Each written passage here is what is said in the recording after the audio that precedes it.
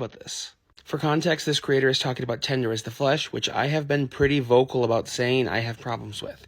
But I kind of want to talk about why. Because listening to this creator's review, as well as some other reviews, have made me wonder if people really understand what this book is about.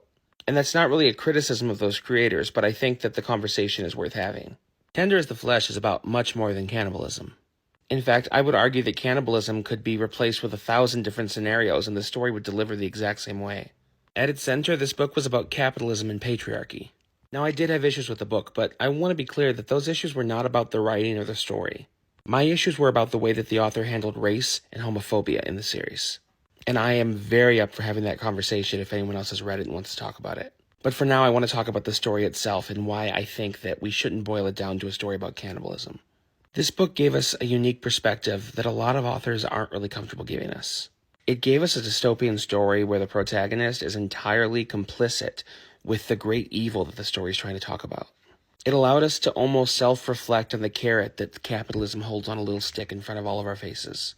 But more than that, it had a conversation about how capitalism is not just fueled by human greed, but also empowered by the systems of authority. Because I don't know about you, but I left that book with the clear picture that our protagonist firmly believed that this virus was fake and the government had invented it for the sake of this particular evil. If this book was solely about cannibalism and the main character's desire to have a baby, I would agree with this reviewer that it was not delivered well.